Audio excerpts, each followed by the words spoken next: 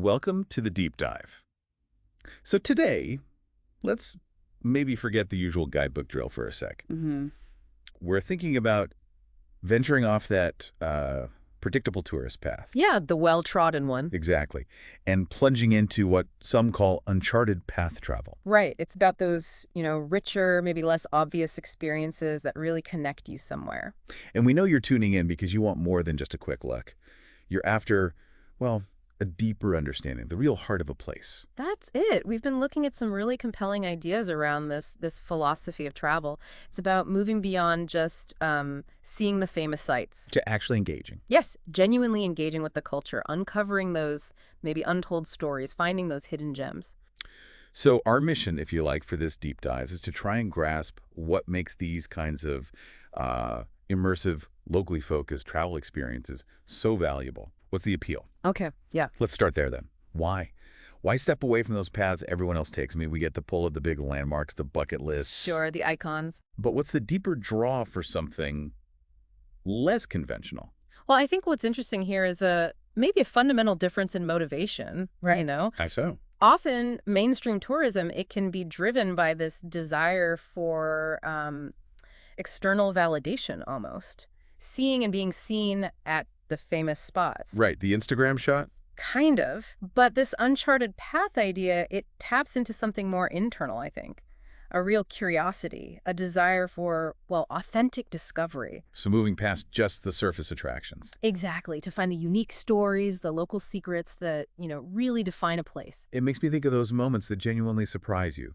The insights you get, maybe not from a tour guide script, but from, say, a chance encounter in a market. Or just a conversation, yeah, with someone who actually lives there. You're not just watching anymore. You're sort of participating. Precisely. And if we think about why people listen to this kind of deep dive, it connects, right? It's about getting a much richer, more nuanced understanding. Not just the postcard view. No, you want the full picture, the complexity, the different angles. Okay, so let's imagine we're actually doing this. We're embarking on this uncharted journey. First stop, maybe a city just packed with history.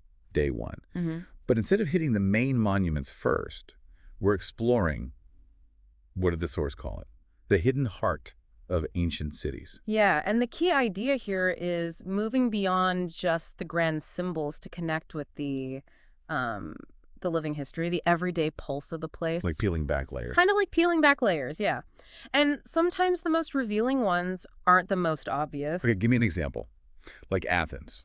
Obviously, the Acropolis is incredible. Everyone goes there. Absolutely. A must-see, no question. But what if, instead of just focusing solely on that, you let yourself just wander through the little alleyways in Plaka? Okay, what happens then? Well, what's captivating about those seemingly just normal little streets is how they sort of whisper history at you.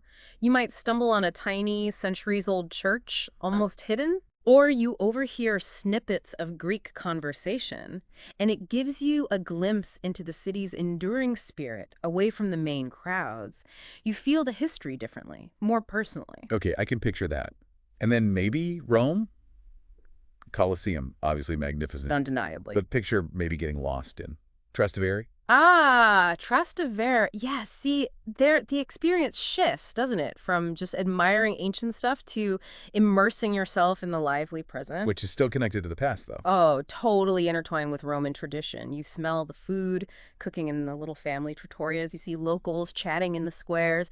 It's a tangible connection. It feels alive. It's a very different way of encountering history, then. Completely. It hits all your senses. It makes you wonder, which experience really lets you feel the pulse of Rome.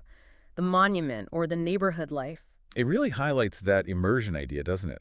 Not being passive. Yeah, feeling like you're briefly part of the city's fabric. And connecting with locals, seeing it through their eyes. You just can't get that from a guidebook, can you? No way. It's a perspective no package tour can really replicate. You get insights into daily life, the unspoken rules, maybe even a deeper respect for how the city keeps going. All right, journey continues. Day 3. Now we're talking food beyond the menu. Now look, I appreciate a great restaurant. Of course. But the idea of finding truly authentic flavors, off the beaten path, that's exciting. Oh, this is where travel can become really sensory, really memorable. Formal dining is great, but often the best food discoveries happen in, less conventional spots. Why is that, do you think?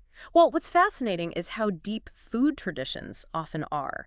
And they're often best preserved and expressed in these everyday contexts. Family recipes, street food techniques. Okay, so picture this. Yeah.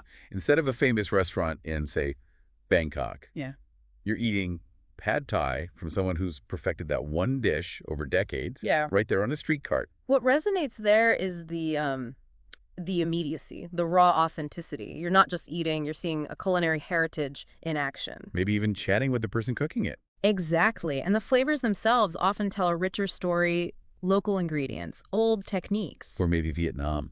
Instead of a fancy place, you're by a river somewhere, slurping down a bowl of pho.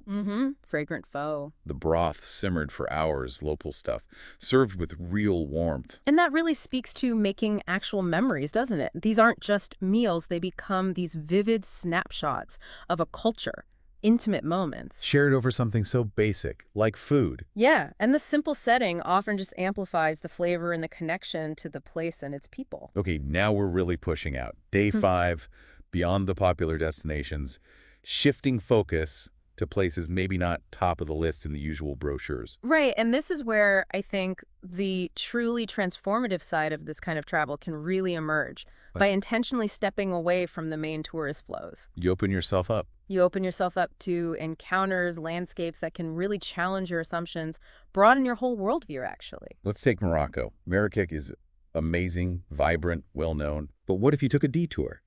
Up into the Atlas Mountains, found a traditional Berber village. Now that is compelling, because it offers a chance for genuine cultural exchange beyond just buying something. You're not just looking. No, you might be participating, maybe learning to cook with local women, understanding a life tied to the land. Plus, trekking through cedar forests, totally different sensory experience than the city buzz. And then Ethiopia's Simien Mountains. UNESCO site, but often missed by mainstream tourism. Yeah, that's a great example. It shows the reward of seeking out these significant places without the crowds. So you get a different experience. Totally. Encountering, say, gelada baboons in the wild, visiting remote centuries-old monasteries, actually interacting with communities living in relative isolation. These are profound insights. It makes you think, doesn't it? What's the impact of traveling this way? On you and on the places themselves? That's a really important question. It feels like those are the journeys that really stick with you, though. The ones offering that deeper, more nuanced understanding we talked about. And these kinds of encounters, they often challenge your preconceptions. They foster a greater appreciation for, well, the incredible diversity and resilience of both cultures and nature. Okay, so our journey moves on. Day 7 focuses on something crucial. A journey with locals. It's not just where you go, but who helps you see it. Absolutely fundamental. This is a cornerstone of the whole Uncharted Path idea. Local guides offer a depth, a personal connection that standard tours often just can't. They're not just reciting facts from a script. No. They're sharing their own lives, their stories, their intimate knowledge of their home. The source material really highlights them as storytellers, personal storytellers, leading you to their favorite spots, maybe introducing you to family. Sharing things you'd absolutely never find in a guidebook. Yeah. And what's invaluable there is the authenticity they've got. It's a genuine viewpoint, right? Yeah. Not filtered through commercial interests or overly generalized narratives. You're seeing it through their eyes. Someone who belongs there. Someone with a deep personal stake in its past and future, yes. So imagine, say, being in rural Japan, and you're invited to a traditional tea ceremony by a local guide who can explain not just the steps, but the deep history, the cultural meaning in every gesture. See, that goes way beyond just watching a demonstration. It's an invitation into a living tradition. You grasp the deeper meaning. And connect with the people keeping it alive, yeah. Or, okay, Mexico. Learning to make pottery directly from a local artist. Not just the craft itself. But understanding its cultural weight, the stories in the clay. Exactly. It transforms passive observation into active participation. You get a much richer appreciation for the artistry, the heritage behind it. You start seeing the world less as just scenery.